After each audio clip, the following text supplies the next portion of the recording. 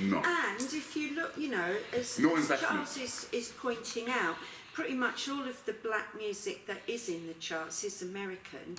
If you start looking at African bands, I can't think of any African band that's had a hit in this country. America's completely different. If you look at Arabic music, you know, we're very, very, yeah, it's you know, I'm not knocking it. It's great that there's so many great black musicians, but again, it comes from a very narrow scene. I think. Yeah, but why should we invite everybody? Because other countries don't do it. You don't get other countries inviting white people to sing Knees Up Mother Brown. You know, they keep their own music to themselves.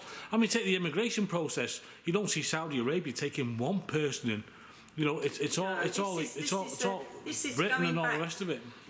You know, this is it's always the UK that has to bend over backwards. Bolton's argument is other countries don't bend over. We've taken our quota of refugees. Wigan haven't taken any. When Wigan have taken their quota, then we'll look at taking some. Well, I've been to Calais, and there was a 8-year-old little girl in the camp in Calais whose grandmother lived in this country, and they would not let that child, they left that child living in a field with no family in Calais rather than let her come to England and be looked after by her grandparents. And yet they're saying that the French police are handing over boats. I don't care how many Wigan have taken. If that was my little girl, I would want her to be looked after. Well, okay, thank you. Good point. Right, I just want to end now with three guys. I was going to say there's three of you now. We've been added to. You guys are the most important of us all, really, because obviously you're the younger generation. So we've talked about a lot of stuff that's been alien to you in a way, old history stuff, which is like boring now, isn't it, from an old guy like me? So what are the good things? Give me the scene in college now, guys. What's happening? You don't get spat on every time you go to class now, do you? But there is, like you said last time, there is the, can I touch your hair because it's like wiry and all that, yeah? I think microaggressions and all this. Yeah. Is it like I've seen on the TV and watching YouTube? Is everybody so scared of talking about stuff? Is there microaggression now and all that?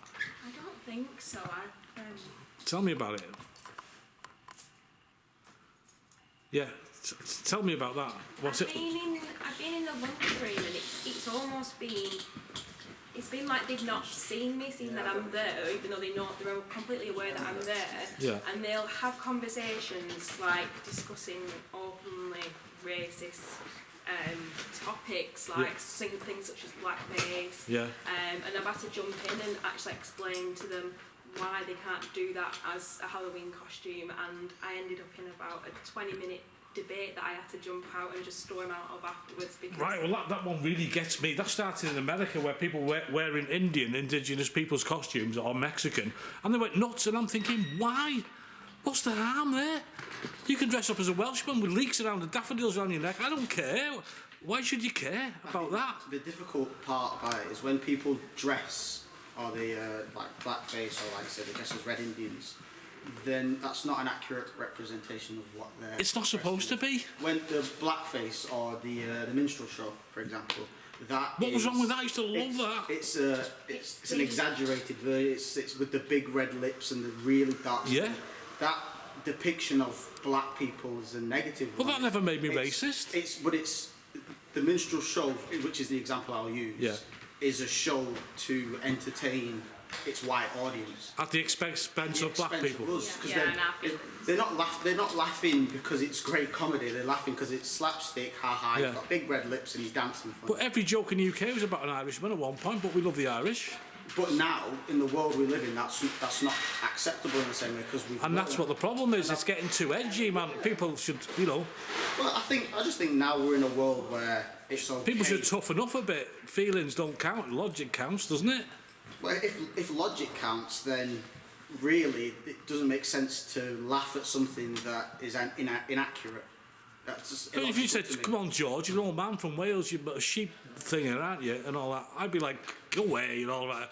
It wouldn't stop any love from me to you, or vice versa. I think context is important. But if I should imagine, if I was in a campus in America, I'd say, I'm hurt about this sheep comment. What's going on? And now it's blown into something stupid that it's stopping communication, low friendliness, and all the rest of it. Do you think, what I'm trying to say is, do you think all this can get too much and get in the way of just getting on with things?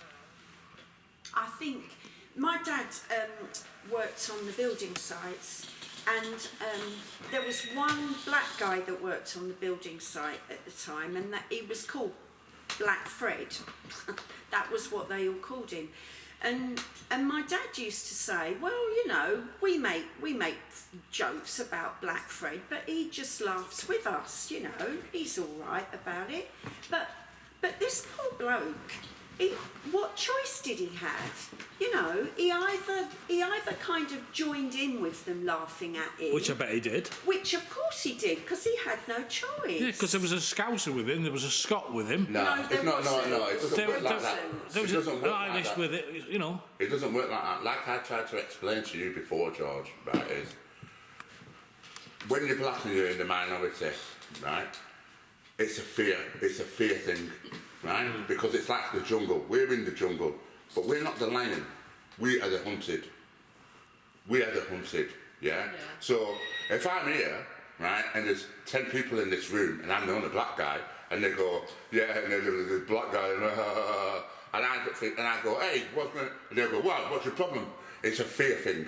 Yeah. I'm in the room with 10 lions, and I'm the antelope. I keep my mouth shut, or I laugh when everybody else laughs, and I just want to get out of the room in one piece. Because that's how it was, and that's a horrible thing about it. It's a fear.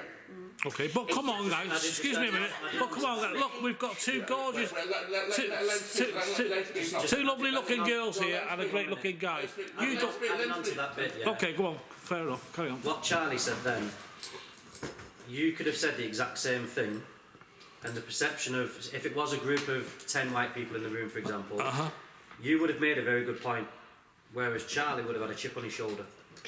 And that's the different perceptions of just an immediate, just a comment. Very, very valid point, very good point.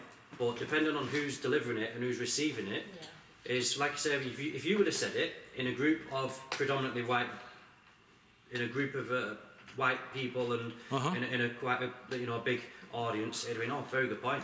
But then as soon as somebody who's actually received it and been on the receiving end and who's suffered it, it's, oh, you've just got a chip on your shoulder. Right. And I think that's the biggest point in the sense that... It doesn't happen anymore now that I'm a bit older, but when I was younger, when I was driving around in my car, if I was on my own or with my white friends, I would not get stopped by the police, maybe once or twice if my light was out or something. When I'm driving around with my black friends in the car, on a regular basis we would get stopped. One evening they stopped us and my friend who was driving got out, and when they saw her they said, oh, I'm sorry, we thought you were a man. You can go on your way. Okay. So they purely and simply stopped us because they thought there was a young black man driving the car. Right. And once I was camping in the New Forest and I had a problem with my car, and a friend of mine in London drove all the way down to the New Forest to pick me and my son up and bring us back to London, which was wonderful of him. And my son was little, so we were sat in the back of the car. He was sleeping. And when we got into Knightsbridge, we got stopped by the police, and the police said to him, you know it's illegal for you to be driving around and not showing your taxi licence. And he said, I'm sorry, I don't understand what you're saying.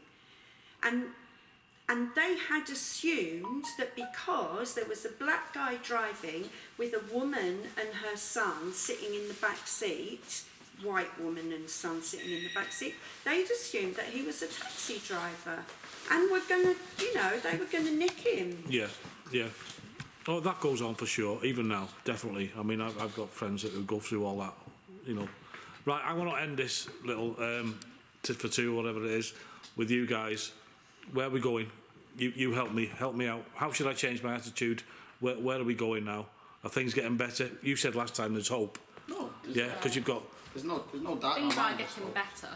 but there's still a long way to go. Right, and I remember your words exactly last time. You said, forget all this stuff, labels and all the rest of it. Yeah. Everyone just wants to be treated equally. Definitely. Like I said last time, it confuses me how somebody can look at somebody and think of them differently because they've got literally different coloured skin. Like, I don't understand. I don't think I'll ever understand why. When you look at a black person, just think of them differently. I don't understand. Right. And for me, understand. I'm not one of these people that will ever say, I don't see race. We all see race. We see it. If we're being honest with each other, we see it.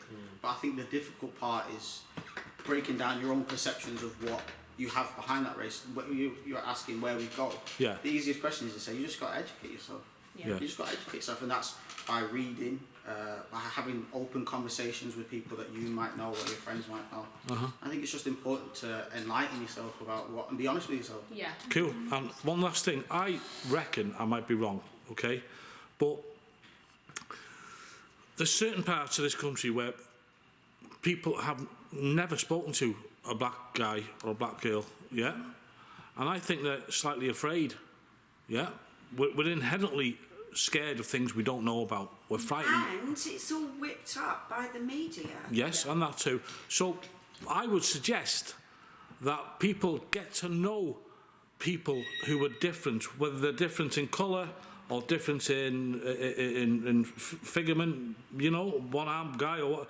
Like I said to you last time, I was the guy in the wheelchair, someone said to him, oh my God, what do you want me to call you, autistic? He said, no, my name's Fred. Yeah. You know what I mean? So I think people need to, knowledge is always a good thing. Learn I think about that's the big people. thing that's been branded tonight is education. Education, there's not awareness, one child in this world that was born with get involved. If you've got a black neighbour, a white neighbour, yellow neighbour, bloody talk to them. And integrate. That's the thing that's holding people back because they're sticking to I don't think it's a black person's problem because I've got plenty of white friends and I'm happy to mix with whoever, but I know that some people would see me and be like, right, no, not going near her, don't want to know. Get out your corner, get out your room, mingle with people. You'll never get anywhere stuck in a room. You'll never learn anything unless you take that step forward and get to know people. I'm definitely intrigued as well because I've been in like really rural areas where I probably am the only person of colour that they've ever seen, and everybody kind of stirs and looks and yeah, I'm just like